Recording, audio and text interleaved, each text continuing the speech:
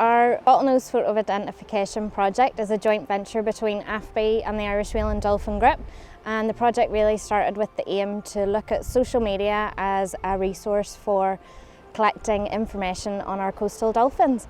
And from here the aim is really to look at where the animals go, so tracking individuals and seeing where they are moving around our coast. In waters around Northern Ireland and Donegal we have two main species. We have the bottlenose dolphin and the common dolphin. The bottlenose is the focus of this project. They can cover these huge distances.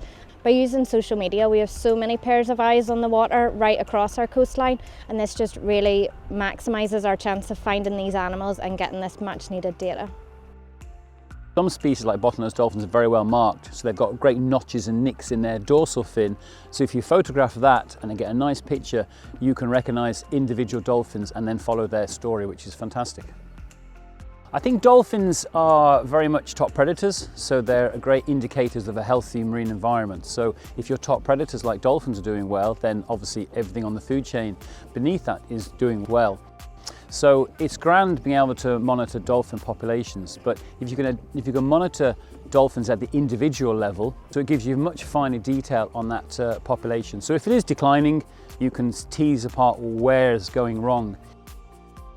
One of the most interesting things we've found so far is that we have bottlenose dolphins in our coastline all year round, so they're not the summer visitors that we once thought. One of our most favourite things that we've found is also that these individual animals are coming back year after year, so they're choosing to come back to this space, and that just shows how important our waters are for this species. So people can get involved by taking a video or a picture using just your regular phone.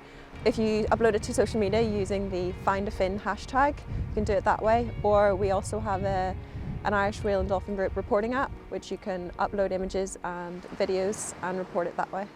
We can use that information to protect them and protect their ecosystems. Anybody can take a photo when they're out for a walk or just at the beach and they see one, so that can add to our data.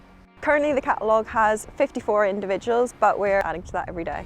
One of the main things we'd like to do with the results of this project is bring our catalogue of individuals together with other organisations, so from the rest of Ireland, from the Hebrides in Scotland, right down to the Isle of Man and over to Wales, to see if we can track maybe some of our animals are going into their waters as well, and really getting an idea for the range of these animals and put our understanding in a bit of a wider context.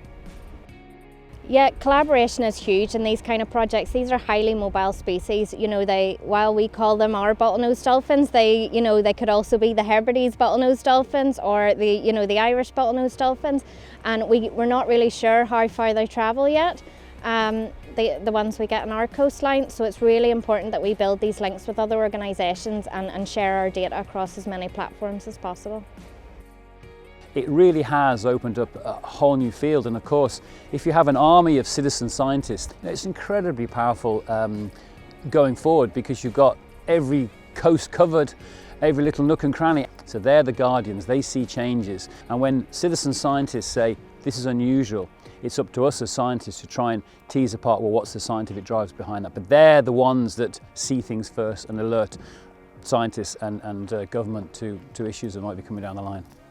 And that we can then start using that data, adding that information to other sightings and strandings that people send in, and build a kind of an all-island picture and look at trends over time. It's win-win, and I say very, very powerful tool in conservation going forward.